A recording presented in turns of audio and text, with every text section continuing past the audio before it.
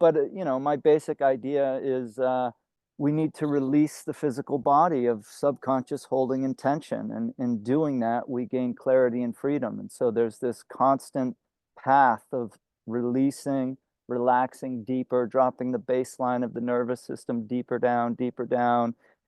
When we release the body, we can rest quietly and comfortably in the body. This allows the mind to be more discernible, the movement of mind, if you will, and then resting in the vulnerability of heart space, heartfelt presence. So it's like, this is simple, but not easy to do. And so it's a constant game one's playing, and you begin to be self-aware. You learn to look and see yourself. And so this, to me, is not only Welcome to the Transformations Podcast. Here, guests and I will share our transformative experiences and will explore how to find excellence in life. Now, how does a a nice Northeastern American boy end up traveling around to various Asian countries and get captured by this kind of Asian philosophy and body movements and culture? Yeah, it's a good question. I always was interested in martial arts as a kid, but I grew up sort of out in the country. There wasn't really anything available. But I liked, I loved ice hockey. I liked activity. I liked moving my body and stuff. So that idea of martial arts was always interesting to me. I remember writing a paper on Taoism when I was 16, when I was in high school, and sort of that was when I began my interest in that. In some ways, there's a karmic link. I have my great uncle was a guy named Edgar Snow, and he was really involved in getting Nixon to China, and he was a journalist who was over there during the Cultural Revolution and all that. So I grew up with a lot of Chinese stuff around the house and stuff. So there's Right. yeah, but really philosophy was what I was interested in, and Chinese philosophy being an embodied tradition where you could find medicine and mysticism and movement and all that in one place was just right up my alley. So it really captured me from an early age, and really just that sort of integrated wisdom was really called to me, spoke to me. Yeah, you have a great way of explaining that. Embodied knowledge and integrated wisdom, for sure. Thank you. Um, Yeah. when we think of things like physical culture here in the United States, think of sports, baseball, gymnastics, and soccer for kids, whatever, fencing, but we don't think of them as kind of embodied practices, embodied knowledge, embodied wisdom, because we don't Yeah. kind of have that philosophical overhang of everything. It's not embedded in American culture, philosophy. We kind of later in life, like, oh, Plato said this or somebody said that, but we're not brought up with these ideals, right? No, yeah, everybody derides it. Everybody hates philosophers, right? There, Right. what use are they? But Right. it's always made me laugh because it seems to me it's the most important considerations one can get up to is sort of what gets kicked around in true philosophy, not academic stuff where people are just arguing to argue. I'm talking Right. about practical living skills. What is it to live a good life? Mm-hmm. It's a useful question. And so, yeah, but not a popular disposition, right? We live in a culture where people want to know, they want hard and fast, they want to be able to have transactional communication, and philosophy leaves you not with a satisfying answer, but hopefully with a curiosity. And so, the cultivation of that curiosity, I think, is really what allows us to behold what's truly here. Yeah, I found early in my life that philosophy um, helped give me a framework to think about things, right? Yeah. And like you, typical American kid growing up. I grew up in the suburbs of Philadelphia. My mom was a psychologist. My father was a physician. They had books in the house on the I Ching, on Buddhism, just a few titles on acupuncture, Mm. Chinese zodiacs, some fun Cool. stuff. That's probably the extent of it. But something about seeing them in the cool images, like the hexagrams and dragons and different things and needles and lines all over people's bodies with dots intrigued me. So then you start reading about it. You get signed up for martial art lessons because we had plenty near where I lived. And kind of that way of looking at things gave me ways to work through being bullied as a kid, about my parents yelling at me for stuff, Yeah. just struggling like a kid would struggle. And yeah, I don't know how when people don't have paradigms, in their Yep. head to work through and understand life, they just kind of float through it. I guess what I'm trying to say. Yeah. Yeah. It's so useful to have considered viewpoints, and you may hang out in one for a while and decide it's, you move into something else. It's Yeah, like the point, again, is really to be curious. It's like if you're not actively engaged in trying to figure out what you think and why you think it, you're probably not paying as much attention as maybe you could be to a lot of things, right? There's a habit of mind that sort of settles upon us, and we stop questioning into what we mean by things. And so, for me, the philosophical practice of inquiry is one of the most useful and fundamental things we can do to uh, get clear on the nature of mind, and what we think, and the stories we're running, and beginning to get some sort of sovereignty and clarity around all that. Because when we don't have that, it can be a real mess. It can be real painful. right. Well, you went to college for philosophy, is that correct? Did you study I philosophy? did, yeah. And Yeah, you I got a did that, degree you in just knew you philosophy. didn't want to stick in academic philosophy. Yeah, Yeah, I mean, I hear I you. thought about it for a hot minute, but I also didn't want to. I knew what I was interested in was in this, thing that wasn't really spoken to. Although I did have some teachers. I had one teacher who had lived in Japan for many years and taught Aikido. And so he taught a class on mind, body, and Asian culture. And that was really interesting. And we had a J-term format where you'd take one class for, I don't know, a couple of months, so it was sort of an intensive thing. And so I got to do a thing on Zen and that. So I got to get some exposure through those channels. But um, yeah, I wanted the adventure of trying to find this stuff out there. And uh yeah, I really was in love with the idea, and curious to find the wise master, if you will, that whole kind of stuff. And Yeah, of course that's an exercise in frustration, and you get a lot of yeah, the whole trajectory of it is it's sort of classic and useful, right? You get delusioned, you get past delusion, you move through experience toward more sobriety in what you're looking for, and what you want. right. The education of the young man, so to speak. That's right. So now Yeah. you practice internal arts, you practice physical culture, you practice healing modalities. What kind of came first for you after the kind of the philosophical things in terms of practices that utilize the body? So I've studied a lot of different stuff over many years, mostly what was available in any given area that I was in. Mhm. But ultimately, what interested me was Chinese Kung Fu, and in particular, Tai Chi, Xingyi, and Bagua, the Neijia, the three internal arts. So I read everything I could find on that. I tried to find anybody I could train with that trained with any of them. Went to lots of seminars. At one point, I started doing a lot of work through the Association for Traditional Studies with Xie Pei Qi and Ke Jin Bao and Yin Style Bagua. I did that for a bunch of years. Went and lived in Thailand for a few years. Was still mostly studying Bagua when I was over there. But then when I moved back to the United States from Thailand, I moved to Boston, and I was introduced to, I would say, my main influence and teacher, a guy named Peng, who was from Shanghai and was a lineage guy in Xingyi Liuhe. He grew up in a little Huizu community in Shanghai, and started learning when he was 13 from one of Lu Songgao's disciple students, so Hmm. a guy named Shueng Shu.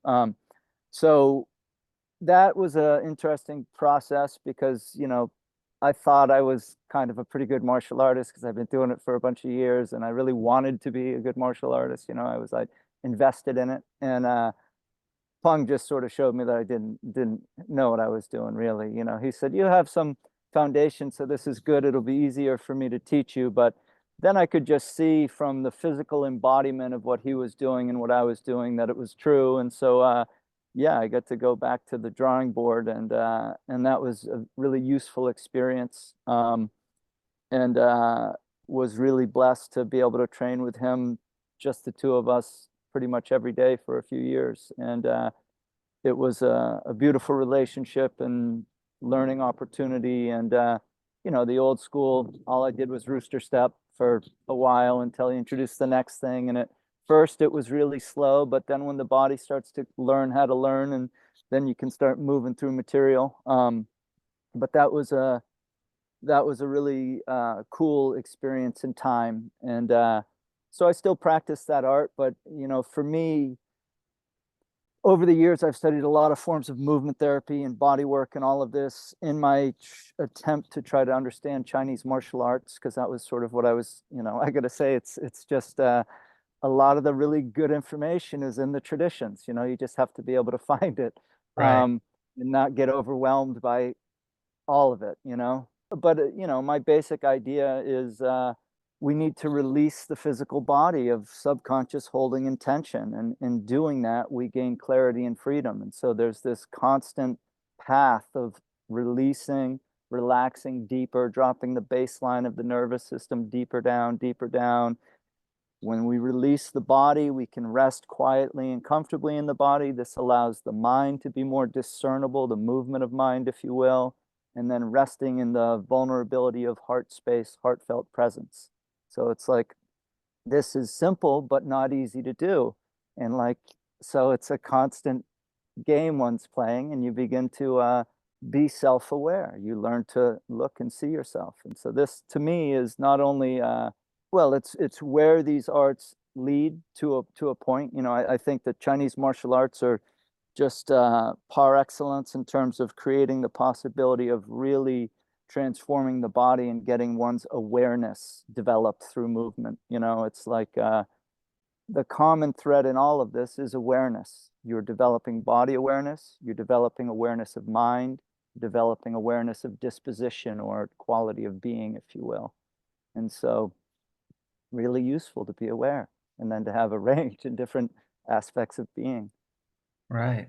There's that living philosophy, right? Not the library Yeah, philosophy, so to speak. that's right. That's right. Right. Yeah, you have to see for yourself. It's not somebody else's theory that you intellectually understand, right? It's wisdom is pure intelligence arising from emptiness. And when we can get out of the way, that is there for us in the way that water reflects and things settle down. So it's like, this is universal. It's there for all of us. The question is, how do we move away? And we all move away in our own unique way. And we all have to, you know, uh, turn the light back around, if you will. Be willing to engage with that game. Right. I mean, a lot of people have, myself included, I was born super premature and in the hospital for several months before I was released. So my body didn't really, I don't know, didn't cook long enough. So I struggled with chronic pain my entire life, right? So that led me kind of in my journey, in natural healing and martial arts and meditation. But in spite of all it was a lot easier in my youth when you have more energy and mind to work through stuff, right? I'm talking about physically, because you're not really Yeah, working yeah, through sure. stuff emotionally usually as a teenager in your 20s, unless you've been introduced to that. And because my mother was a psychologist, I didn't want anything to do with it. um, until later. But Yeah, you have a nice quote on your website that I tell my students all the time, and people, is that your entire emotional, like everything in your life is trapped in your body, and for better or worse. Every conversation you've had, every thought you've had, every argument, life, breakup, heartache, you got fired, you didn't get a promotion, like, and that's most of the stuff that's holding us back generally, I think. But yeah, really, really like encapsulating the musculature and like, you know, freezing the fascia in place so you can't move well. You know, you can't sleep well, and you know, reduce range of motion and decrease of life, quality of life. So what you're saying about, you know, instead of just saying, okay, let's study Xinyi Luo Chuan, it's like, let's look at these mind body movements and learn to relax and release. And it's Yeah. like using the martial art as a to, you know, as a way to enter samadhi and find nirvana, rather than for just a physical activity for energy and fighting, right? It's elevated. Yeah. Mm-hmm. Yeah, absolutely. And it's you know, what's a martial art? It's a collection of training techniques. What are you training for? You're training to gain awareness and strength and mobility and all these things. And at a certain point, if you're not actively engaging in fighting, like you should channel it in something useful rather than have it be sort of Right. ambiguous, if you will. So for me, the idea in Chinese Kung Fu of Shen Fa, the body method, that's the heart of the art, right? My teacher would say, oh, if the Shen Fa is there, everything's going to work and you have the art. If you have all the exercises and the Shen Fa isn't there and you're going to try to struggle with your technique, it's just not really mature yet. It's not ripe. And so that notion of body method, which is really a refinement, it's a really detailed awareness that you begin to develop through holding a question. You know, like I mean, I've been Xingyi of all the arts is a real simple one in a sense. It's not form based. It's repetition of simple movements over and over. It's you know, the old expression is it's the easiest to learn but the hardest to master. Um, Feels like there's some truth in that. But I guess my point is that the repetition lends itself to a quality of listening where you're sort of constantly doing the same thing over and over, but you're lending such a new, fresh awareness to it every time that the point I was going to make is I've been doing this for a long time and I know it really well, but I still don't know what I'm doing. You know what I mean? It's like, Yeah. Right. yeah. We So tell it's ourselves like a stories constant that we know what we're doing, right? yeah, yeah, it's an exploration, and Right. that's what keeps it fresh and keeps it interesting. There's directions I know I'm going in because there's like skills that develop, qualities that develop, and you keep mapping those out, and your exploration grows and deepens. But it's not ever like, oh yeah, that's it.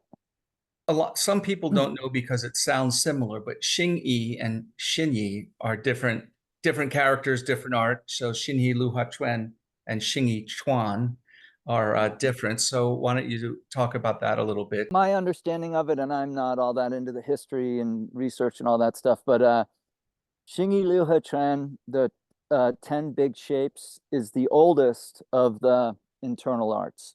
So it's sort of the progenitor of Taichi, Bagua.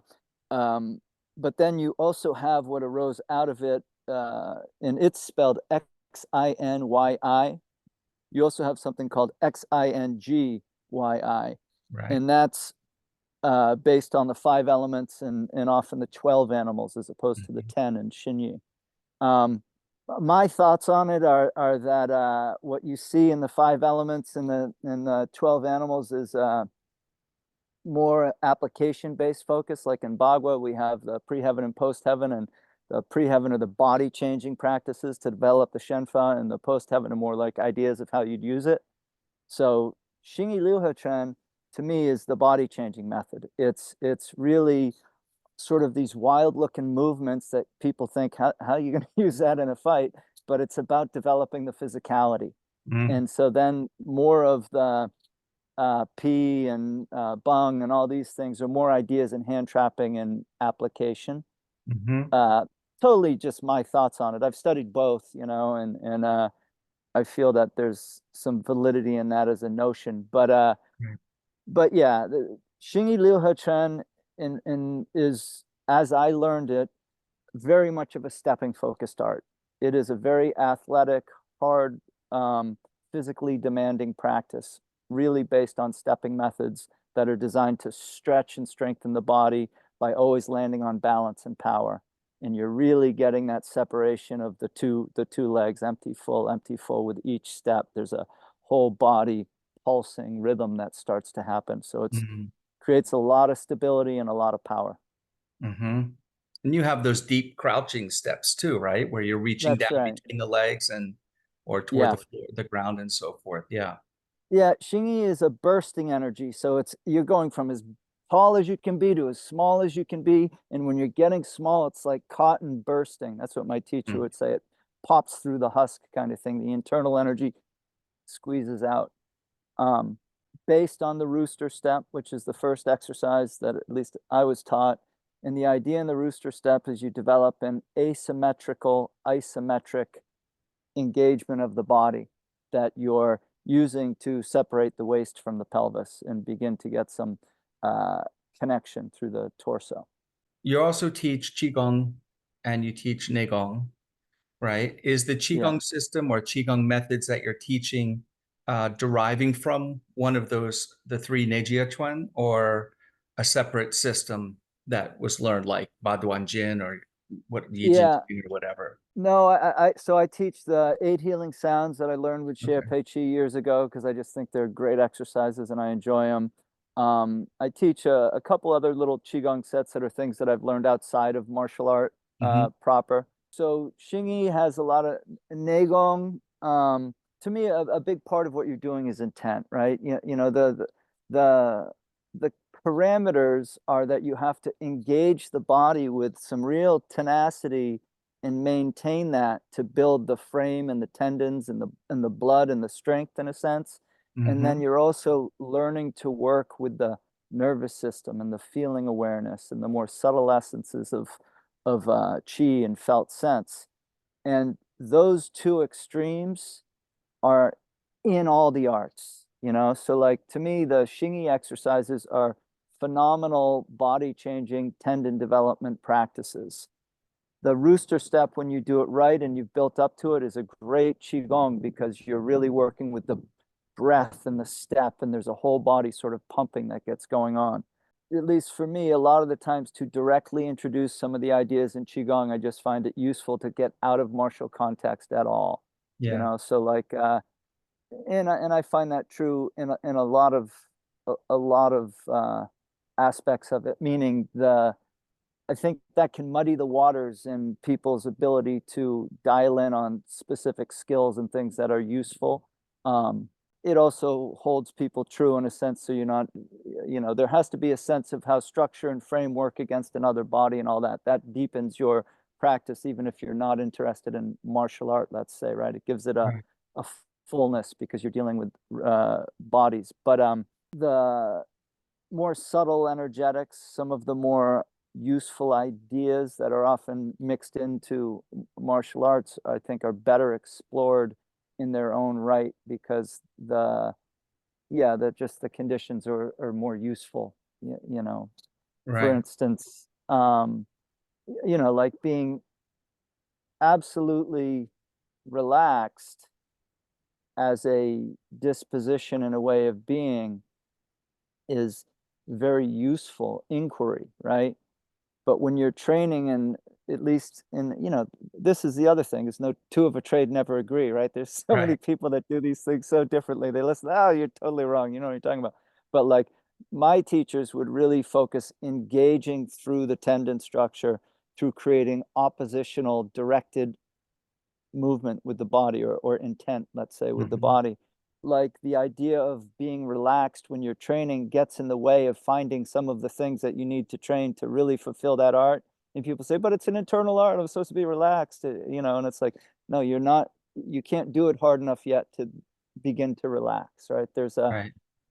There's a lot of language that just permeates confusion among people because it's either in the wrong context or hasn't really been defined. Yeah, I find that generally speaking, most arts that have a depth to their training, you have to develop the body for that art. You're talking about Shen Fa, right? So Yeah. uh, if you're doing an internal art or you're doing your Xinyi Luha Chuan, that's different body than Tai Chi, even though they're both internal arts, right? That's And right. those are different from your Aikido, right? Like you said, or Taekwondo or Hung Gar, any other system. That's right. So you really need to get to really master those systems. You really need to develop the body for it. You know, the way that the tendons expand, the muscles, the bones, and how they contract and how you do, which is why it's hard to really do multiple arts at a time unless you have the time and focus and disposition to really dig deep, you know, or you're just copying external choreography. I do think within the internal arts, and I know there's people that disagree with this, but that at least in the way that I learned Xingyi and Bagua, there's a real commonality, and it has to Yeah. do with this creation of integration through the body through intent and stretching the tendons. I don't think it's there so much in Tai Chi, but I find it interesting to explore the common grounds. But I also recognize that you know, there are proper neighborhoods of these things in ways that it's meant to express, to be in accordance with the song. That with any of these arts, there's a song that says Right. this should be there, and if that's not there, that's not the art, you know. So Mhm. but you know, again, for me, I'm not really a purist, and I'm using these as ways of benefiting my own experience in terms of maintaining health and vitality and strength and clarity. So Right. yeah, all my practice is really about continuing to open and make my body more comfortable and capable, let us say. Mhm. Now, you have classes online, you have courses online, and you have Yeah. classes and courses and coaching personally. So when Yeah. students come to you in either in whichever method they're able to enter your stream, so to speak, it seems like you would tailor your approach to what they want, which would get hard if you have quite a few students and less time, rather than saying, here's a Xingyi class, here's a Bagua class, you know. How do you kind of as you're developing all this for yourself, which is the reason we all get into these arts, is for our own development, but sometimes we get Sure. trapped into either through our ego or request to hold a lineage or keep a Mm. style taught. You know, how are you kind of balancing that with those you share with? Yeah, yeah, good question. You know, made a Xingyi Liuhe course to try to really lay out that art and that method as I learned it from my teacher and have that done. And so I did that. And depending on somebody's interest, you know, a lot of what I do now, and for me, this is sort of the most useful and in some ways the most joyful and interesting is working with people around getting clear on the nature of mind, learning to Yeah. be present and comfortable and relaxed and heartfelt. To me, that's useful. You know, getting strong, all that is useful, is good stuff. I'm not against it, but it's you got to set your intention to do it, and you got to put in your time because none of it happens fast. So Right. it's like I see my job as a teacher when it comes to these arts is to try to explain as clearly as I can what's being asked of you, what you're doing and why you're doing it and what it will ultimately create. Mm-hmm. And then it's like, here's the practices to do it, but you have to do it and you have to have questions. If you don't have questions, if you're not like kicking the tires on it, it doesn't go anywhere. Right. So, and so this is where for me, this common thread really is the philosophical inquiry.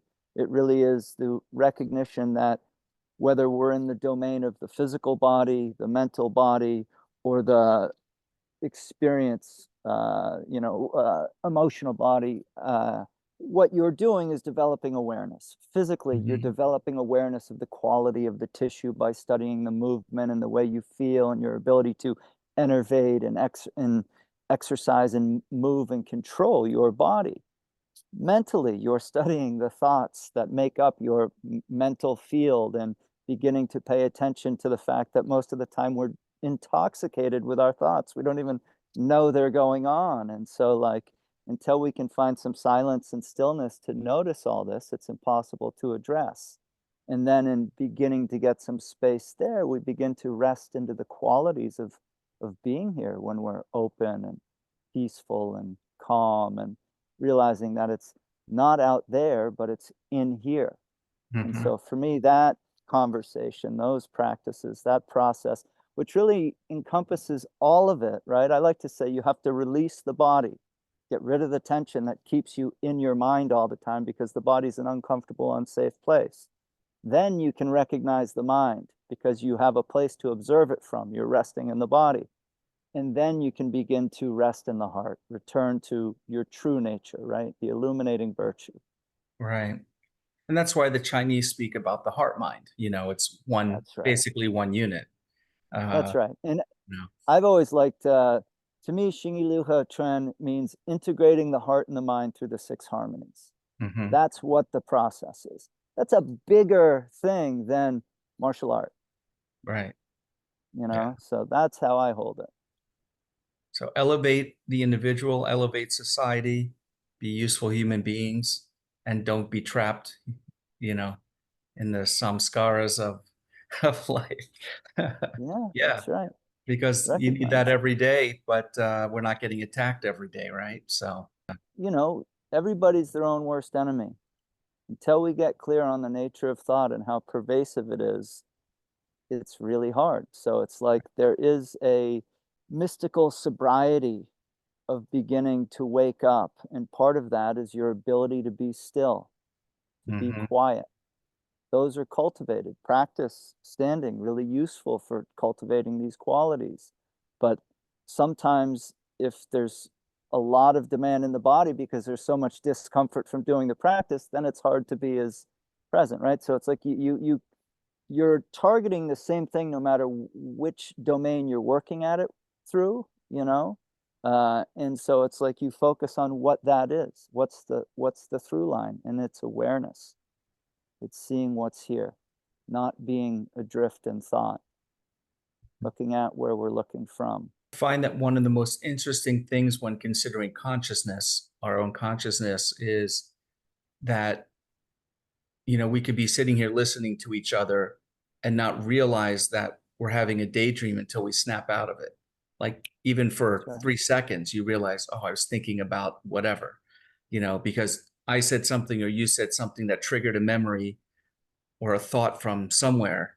And you're like, That's oh right. yeah, I just missed seven words in that paragraph that you just said. But you don't, it That's just right. slips so quickly from being here to being somewhere else, and you don't know it's gone until you snap That's back. right. It's crazy. Yeah, we drift. And so this is part of the thing is learning to stay, Right. to not move, right? Chuanzi said the sage is unmoved, not because he will, or no, the sage is still, not because he wills it, but because he's unmoved. Mm. And so that's a real quality. Again, in martial arts, it's very useful for perceiving what's happening. You know, I heard a great expression the other day, which is anticipation, or no, silence is the correct anticipation of the future. Yeah. Anything else gets in the way. What makes you worry, right? And worry is just horrible because you're worrying for something that's at best 50-50. It may or may not happen, but it might be 90-10 that it doesn't happen, right? But you're worrying about the negative That's outcome right. instead of celebrating the potential positive outcome. You know, worry is interest paid on a debt not owed. It's There just a you go. movement of the mind into the future and Right. has really no value. So when we see that we're doing it, we can begin to stop it. It's just Hmm. like with tension. When you recognize that tension's an activity and you're the one doing it, so then it becomes possible to put it down. Yeah. Right. No, it's all an inside job. And Yeah. everybody has to realize that. It's not outside in, it's inside out. And this is where philosophy has always said this, right? To have imperturbable tranquility, to be Right. unmoved by the vicissitudes of the world. Like to even imagine it is edgy, right? Wow, how do you just to not respond, right? To be Right. all right with whatever happens. Wow, but so you begin that journey of imagining, well, you know, right? What are we really reacting to? Man is not affected by the things of this world, he's affected by his thoughts about the things of this world. If you really begin to question, well, what do they mean? You know, what did Jesus mean when he said, lest ye turn around, you shall not enter the kingdom? How did he know where everybody was going? Right. You know, it's like he didn't mean take a left instead of a right. I mean, look You meant inside. your attention. Yeah. Right. So another one of the practices that you do is Indian club swinging. How did you get introduced to it? Mm. I first saw it through Ed Thomas, and I don't know where I saw his thing, early days of the internet. And I got a pair of clubs through him. Um, and I just was doing it like I did most everything else as a way to try to get better at martial arts. I just figured it would be helpful for something. And I really enjoyed it, but I didn't do a ton of it until COVID. Or not quite, actually, it was when I moved back east from Colorado. This was probably 6, 7 years ago. I was back here. I didn't have students at the time. I was training by myself, and so I started swinging clubs and just started really getting into it. It's uninterrupted, interconnected circles. It's a lot like what you're doing in Chinese Kung Fu and martial art. And in the same way that as I learned it, Chinese Kung Fu, you have to get your yi, your intention, all the way to the tips, right? All the way to the ends of the fingers. Well, you put a club in your hand, you have to get your yi all the way to the end of the club, just like with a weapon or something, right? So it's like a really useful practice to uh, all the same principles and ideas and body methods that I was already doing, but then you add the lever of a club and it just really highlights it all. It really adds in a whole new level of depth in a sense. And so yeah, I just took to it. I liked it a lot and just started swinging clubs all the time. I still do it. What I love about it is you can pick it up and in 10 minutes crush it. Your hands are done. It's fun and really useful. A lot of what I focus on is an idea of postural strength. And then Mhm. again, this idea of orientation, knowing where you are in space and having directed oppositional counterbalancing forces all the time. So this is what clubs is all about. I like rope too. I've just recently got into that. That's super fun and really connected to the clubs. When I studied with Peng, he taught me rope dart, and he would say hard weapon, soft weapon. Hard weapon, you have a soft body. Soft weapon, you have a harder body. So like there's a beautiful yin yang in the club and the rope in my mind. And again, it allows you to move with that six harmony, constant dragon body idea where everything is just integrated and moving together from matching centers and when you're doing that, it's profoundly beautiful. It feels really good. It's like the qualities of the experience. It's like when you're quiet and still, it's nice. So that starts to be what leads you in your directions, at least for me. Mhm. It's like Plato and the idea of the good and the one. It's like beauty is delicate. It's goodness. It's known. And what's good is what elevates all things that share in it. So it's like beauty is elevates everybody that shares in it, that sees it. So Right. So on yeah. your website, you have different categories listed of programs that you offer or trainings that you offer, um, martial arts, movement, and body work. So we talked a little about the martial arts so far, and I want to move into the movement. And you have interesting words that I think aren't familiar to most lay people, right? So, Mm. well, gyrokinesis. You want to talk about what does that mean in terms of are these movement therapies or movement exercises? The list of five that you have there. Those are all traditions. So gyrokinesis and gyrotonic is a big Yeah. movement, uh, therapeutic movement that's big in the dance community by a Uh, guy named Julio Horvath, who is a famous ballet guy. So it's sort of he's created all these crazy machines, but the basic idea in gyrotonic, and this is I haven't been involved in that world and community in 15 years. You know what I mean? mhm. It was but so I'm giving just my understanding. Uh, it's all about arch and curl, right? It's this idea. Well, I'll give you my whole breakdown on the body, and this fits Okay, into that'll be that. better. Human body only does three things: flexion, extension, and rotation, right? There's a red light response where we get into fear. There's a green light where we want to go in excitation, and we rotate away from trauma. So those three reflexes, and most people are running unbeknownst to them, and it creates like a background static and a tightness in the body. And so part of what I'm always coaching and advocating is getting these macro movements, right? To get full body flexion so you can really connect everything, and then full body release into the extension. Now, the point is that you can't stretch or lengthen a muscle. All you can do is contract it or stop sending the signals to contract it to let it return. So part of what we're doing, and Xingyi shares in this too, this idea of he is a big part of it, is that you are gathering the body through a conscious control in the contraction and able to maintain that and then slowly release it. So you get this open and close quality that's almost like massaging, and you're doing it through waves is not quite the, it's volitional. In other words, you're moving in such a way that you're engaging and moving very mindfully and slowly, and then releasing the effort to do so, and sort of cleansing the nervous system with each gather and release. Gyrotonic has a lot of arch and curl, a lot of spirals. So, basically the body is helical, it moves in spirals. It's only doing three things. There's only three planes of motion, right? Sagittal, frontal, rotational. So you begin to organize the body in these constraints and, in a sense, maximize the endpoints in all these constraints, because you find the middle by knowing the ends.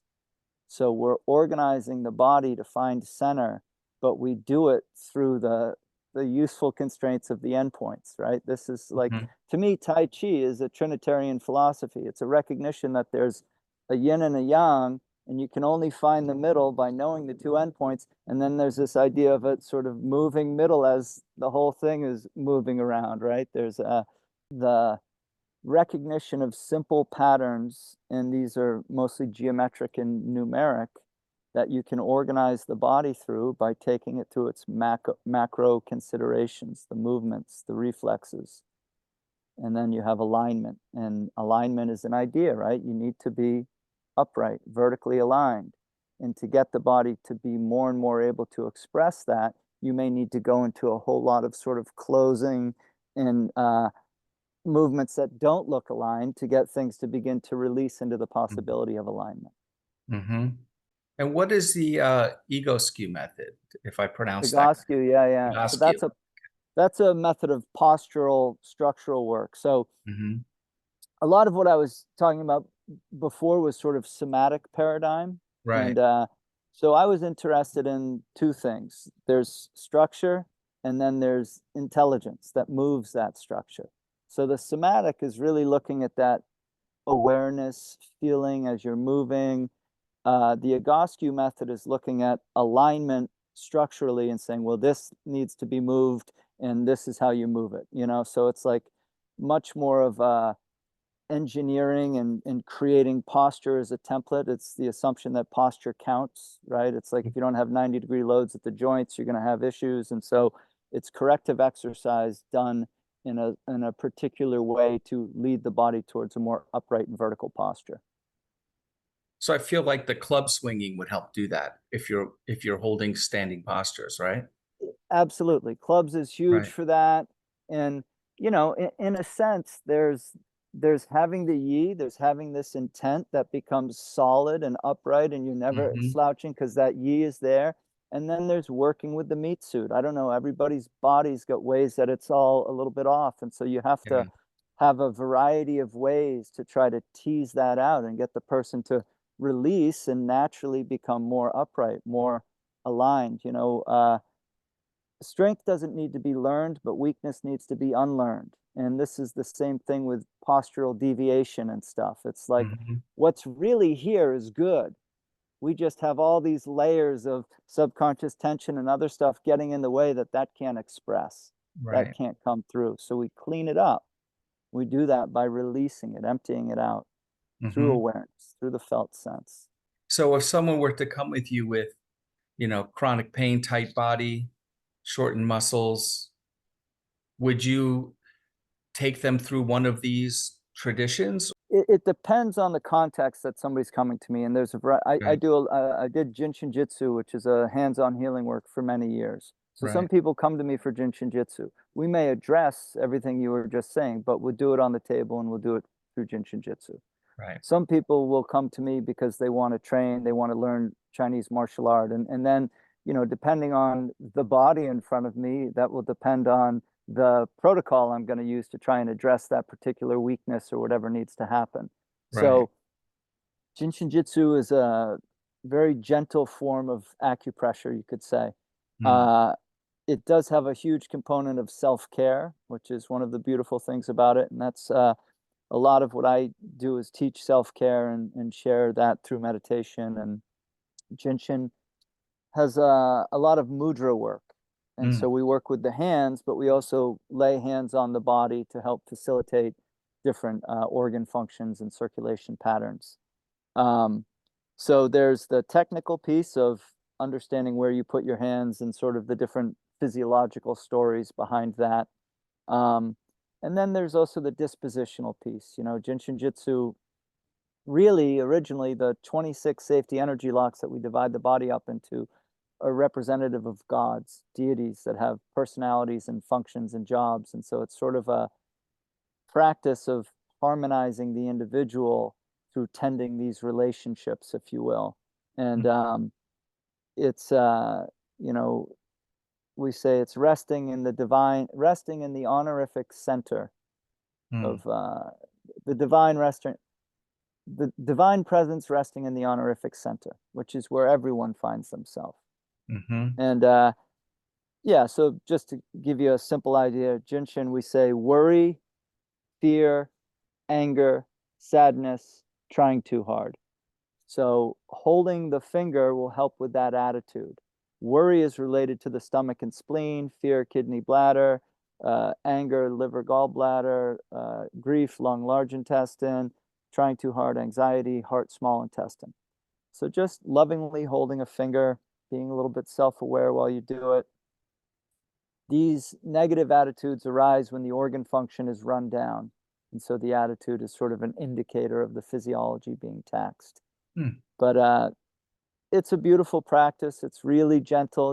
We might do something like this safety energy lock right here. 19 is all about authority, personal power. It's the Prince of Heaven. It's recognizing your relationship to being your own authority and how you deal with authority from others, in a sense. But really useful for digestion, really useful for the respiratory function. And so the Jinshin gives us a container, and then the software becomes the disposition, sitting and really noticing qualities of releasing and relaxing and being present, not drifting into the thoughts about what we're doing here, but staying with that felt sense. And it's a profound practice. I mean, definitely been a huge influence in my life and in terms of my body and all that. And yeah, it's good stuff.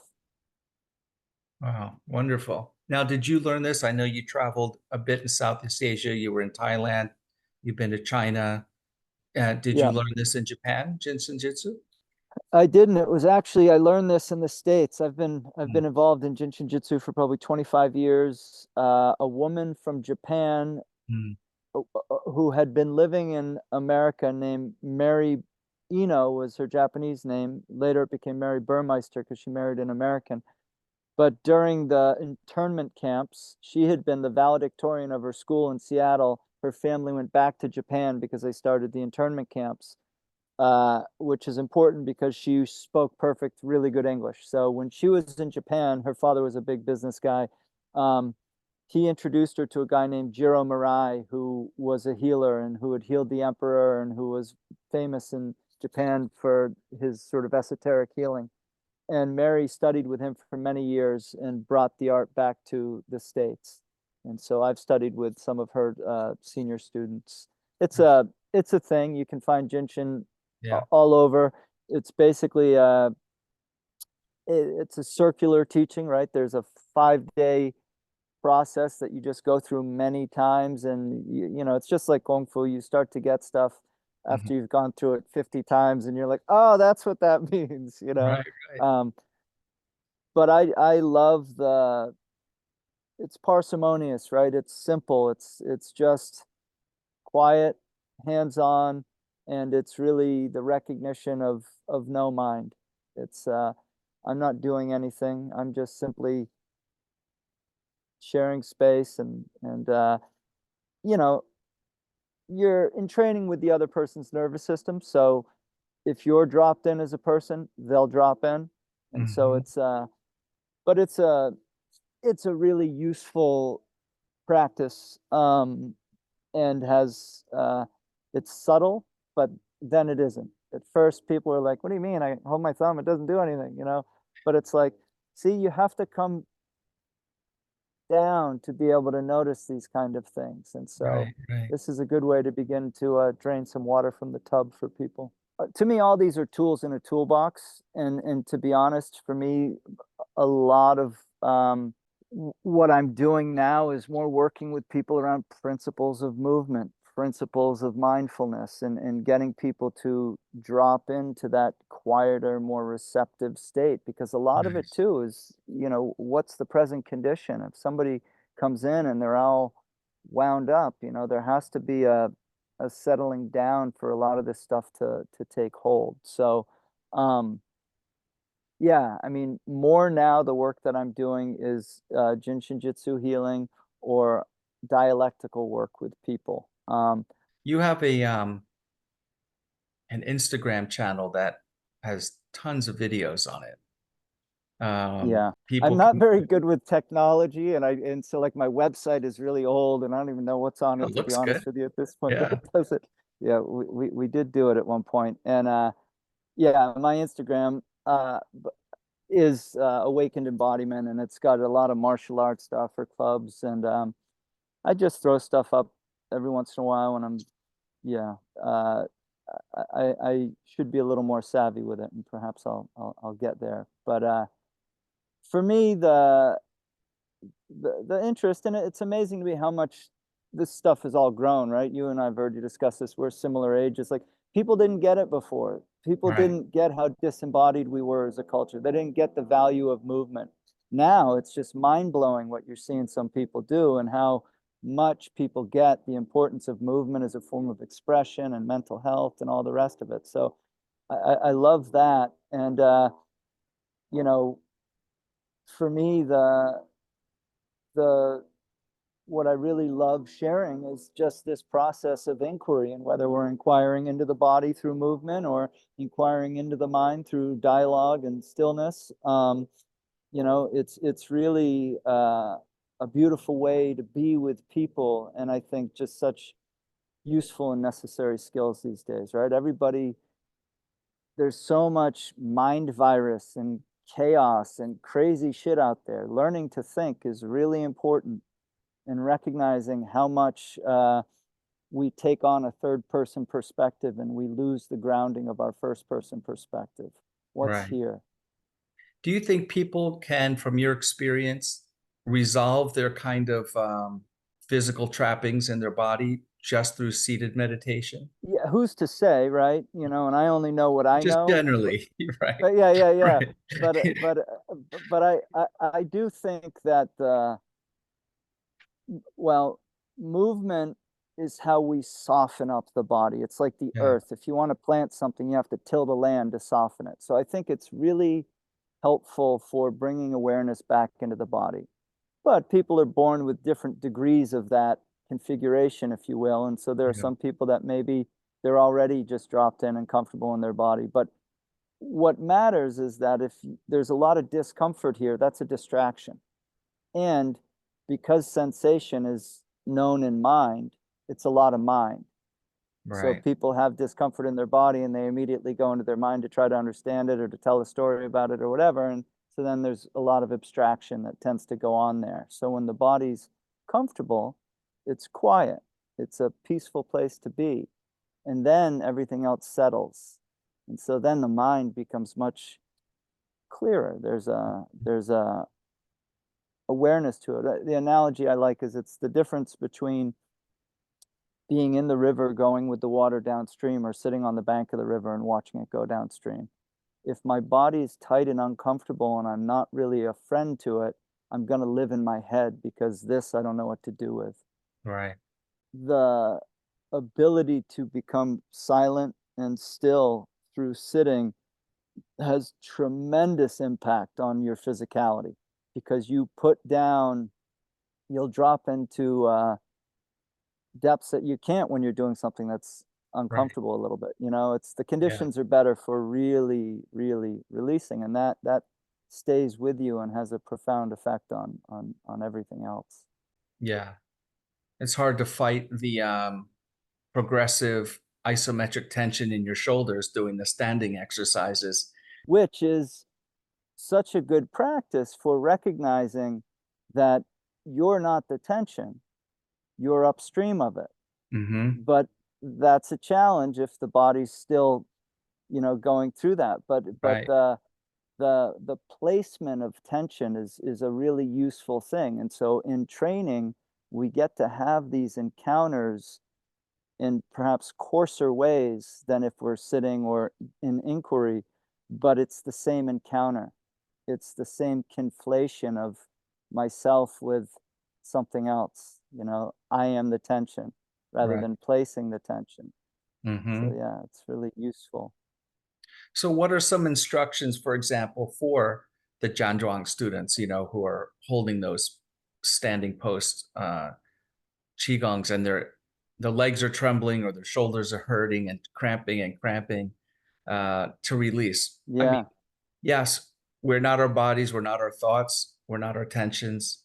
You know, ourselves are way above that, but your body is struggling, right? Which is affecting your mind, right? Yeah. So you can say in some level of mind, oh, all that pain there and that struggle is not me, but damn. Right. So, Well, absolutely. Absolutely. Now here's something we can try though. Okay. So I yeah. want you to hold your hand out like I am.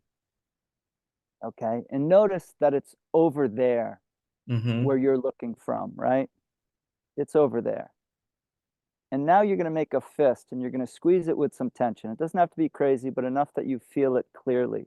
You feel the tension in the fist and Hmm. you see the fist over there. Is there any tension where you're looking from? No. Well, you're No. upstream. The Right. one who's looking is not where the tension is. Correct. Right. So same with the shoulders. Right. Yeah, it's Or a whatever. question of identification. Right. We identify with it, and it's possible to not. Hmm. I mean, and of course there's thresholds, right? I'm not saying you can just, some people perhaps can, right? Everything's relative, but Right. the point is that you begin to place it. You begin to recognize that, you know, the other thing for me and when you're standing, it's looking at where you're looking from. You see, I'm at my empty center right here, and all this is all over there. These hands, all this is over there where I'm looking from. Hmm. And so this is dropping into emptiness. This is recognizing, now this is going to get weird on you, that you don't see your own face, Of course. and you never have, except for over there behind a piece of glass, and that guy's looking that way. Right. So your appearance is not your essence. Right. And when we look from emptiness, when we really look at where we're looking from, all this is full of attribute, but what's here is void of any attribute. And so this notion of empty center, emptiness, which is all over these arts, it's a thing. I mean, it's not really a thing, but you get Right. what I'm saying. So, to me, this is the no mind and the headlessness of Zen is profound, pointing, and to be Right. seen now, not an attainment, but an ordinary, everyday experience that's so common to us that we don't notice how profound it is that we don't see our own head. There's a book by that name too. I have no There head. is. Yeah. Well, Yeah. there's a gentleman named Douglas Harding who was a real Yes. proponent of this, and speaks to it very brilliantly and shares a lot of beautiful exercises. And it's a funny thing because, well, it sounds daft, right? But it's obvious and true. You know what I mean? It's like, so when you realize that, then there's an asymmetry. You're no longer face to face with people, you're face to no face. And so there's space, there's room rather than contention. Mm, And so this idea of emptiness and the void and recognizing where we really are upstream from all that we see, it's deeply powerful, but it right. takes some time to dawn on us to find it in the practice. But Hmm. so yeah, the you know, to not be moved, to not go into the mind story around the sensation, to just be willing to bear it. It's not easy. That's part of the value, right?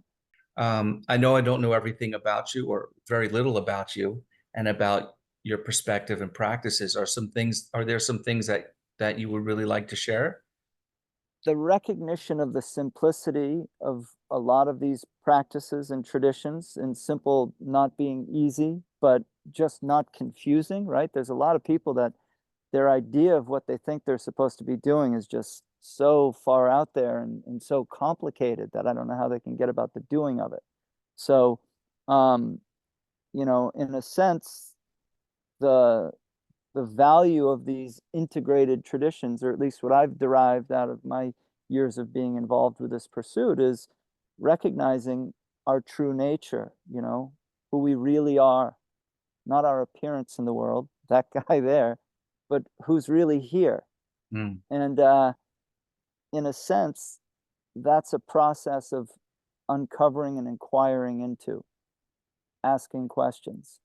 And so learning to be with yourself, which you have to do if you're practicing, but usually when you're practicing something, so you're a little less with yourself, because you're more about the doing of it.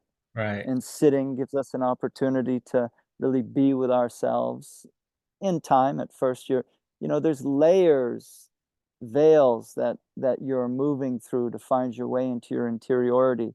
But that's the journey, and that's what's useful. That's what's worthwhile, is now know myself, getting clear on nature of mind, uh, getting clear on the possibility of being comfortable and relaxed in a physical body, and really sort of learning to look at yourself and from there developing a compassion and willingness to meet the world from that sort of open and relaxed space. A deeply Asian philosophical perspective, uh, deeply Buddhist perspective as well. And one could say very easily that you're really working out and sharing a path toward enlightenment, knowing the nature of your true self. So I think that's all terrific. Beautiful, yeah, and just enlightenment. I like Dogen's definition of intimacy with all things, right? Hmm. Just Nice. simple Hmm. willingness to fully be here. Well, this has been a great conversation. I really appreciate your thought process and the way you approach these arts and these practices. Well, Wonderful. thank you. I Thank you for the appreciate, sharing. yeah, I appreciated it, and it was nice chatting with you.